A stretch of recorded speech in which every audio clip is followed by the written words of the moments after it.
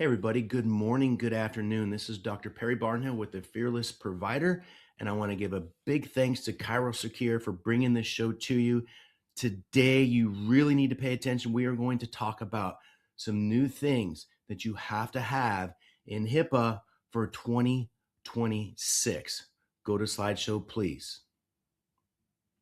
Again, my name is Dr. Perry Barnhill. I am with the Fearless Provider, myself and Dr. Julie McLaughlin. Want to bring this show to you regarding some of the new and very, very important changes that you need to be aware of for 2026.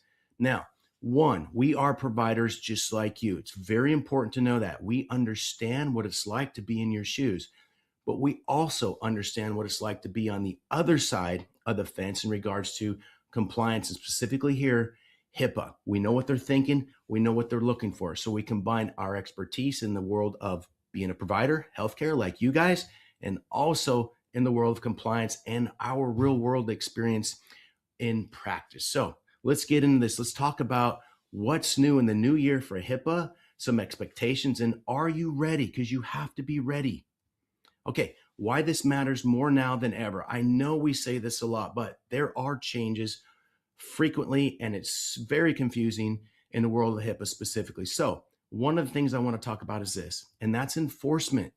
The enforcement with HIPAA continues to increase. And the reason that it continues to increase is, quite frankly, the OCR, the Office of Civil Rights, has pretty much told us for years and years and years, you have to be aware of this. The fact that you say, or maybe you want to tell us that you don't know you should be doing certain things, it falls on deaf ears now. They don't buy it anymore.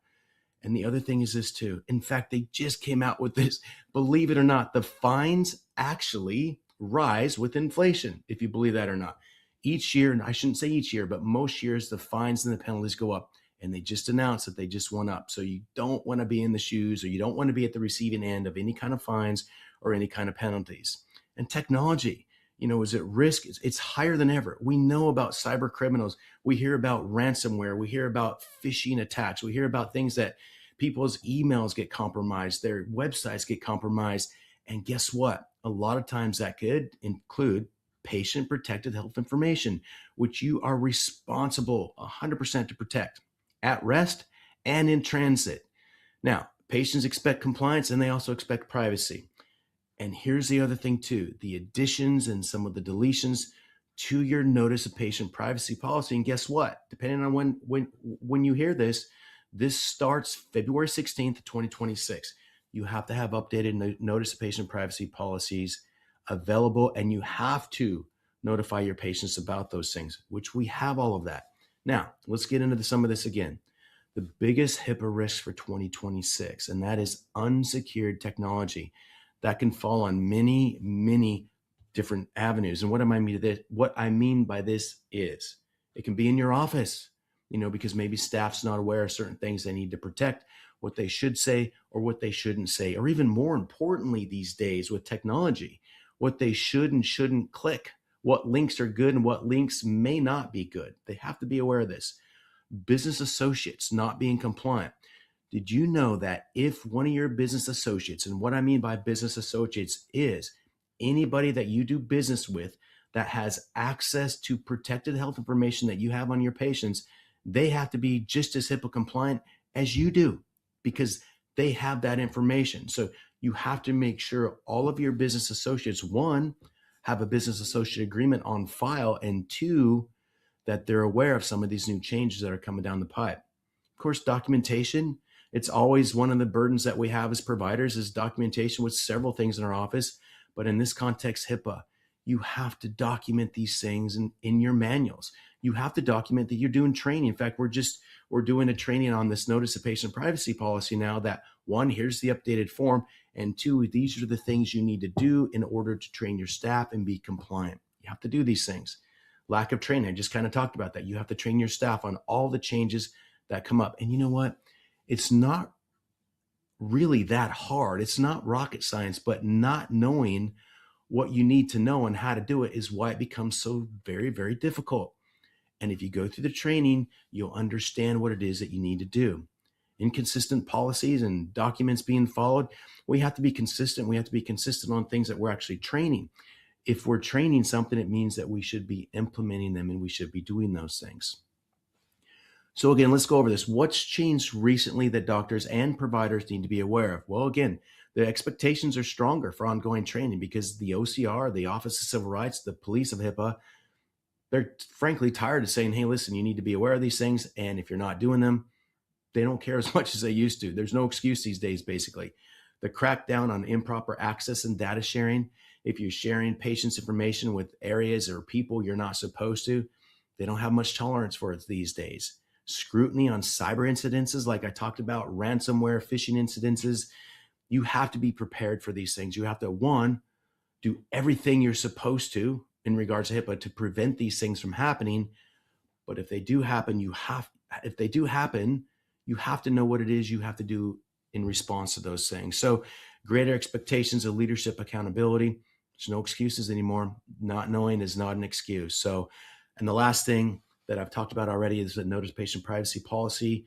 Again, this changes February 16th. You have to have this updated. Absolutely have to have this updated. Now, policies and procedures. We've talked about this in the past. They're living documents. It's not just something you can throw up on your shelf and just put in your manual and not do anything about. So they must match what you actually do. If you have a policy, and by the way, there's a ton of policies and procedures that you are absolutely required by law to have, that you have to have in your manual. And you have to actually be doing the things that you say you're doing. They must be updated. Like, for example, this notice of patient privacy policy has to be updated. There's no excuse if you don't have it updated. And it must be accessible to your team and defensible, meaning if you put it out there, you better be able to defend what it is you're actually doing and make sure it is, or what you're doing is actually correct and you're abiding by all the rules and the laws in the context of HIPAA. So the training in 2026 is not optional. Every staff member, they need to understand HIPAA.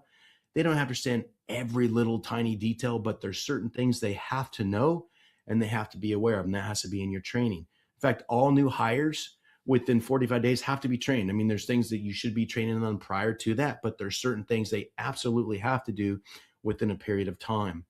Annual refreshes, they're expected. In fact, they're required. And you must document these trainings and these requirements in some kind of training log. And in many of these training logs, you should be having your staff sign the documents that they've actually been trained on them. So if they ask you, and when I mean they, the Office of Civil Rights, essentially the enforcers of the police of HIPAA, if they ask you if you've done these trainings, you can provide them with the documentation that shows you've actually done those. It's very important. Technology, security, a reality check. Are your devices secure? These things always scare me when we talk to our providers out there like, hey, are you making sure that the email you send out that contains PHI or protected health information, is it protected? Is it secure? Not only in your office, but is it secure while it's in transit? So there's stored information and there's information that we send out that we call in transit. Is your PHI properly protected? Is your data backed up? What if something happens? Is it backed up? And where is it backed up? These are all policies and procedures that we need to have. Do we have a cyber response plan? So if something happens, what do? We have to have these things written down. What about our business associates that I talked about earlier? Again, who are they? Our business associates, again, are third-party vendors that handle our protected health information. I'll give you an example of one. A billing company. They are a business associate. So one, you have to have a business associate agreement on file. So the second bullet point here is you must have BAAs. And you got to confirm that they're actually compliant. It doesn't mean you just give it to them and never reach out to them. You got to double check with them, make sure, are you doing the things we're supposed to? We have an accountability to our patients to make sure we're doing the things properly with our business associates. So if they make a mistake and if they breach, guess what? We're still responsible. There's certain things we have to do if that happens, and it does happen. So a simple New Year HIPAA plan. If nothing else, do these things. You have to at least update the current manuals you have. If you don't have one, for sure, reach out to us because we have all that information. You have to create one. You have to do the staff training. You have to confirm your business associates, like I just said. You have to review your cyber readiness, like we've discussed. And again, you got to document everything. We're all about reinsurance and empowerment. You don't have to figure this out alone. We know what it's like to be you. We do. We've been there. We've done that.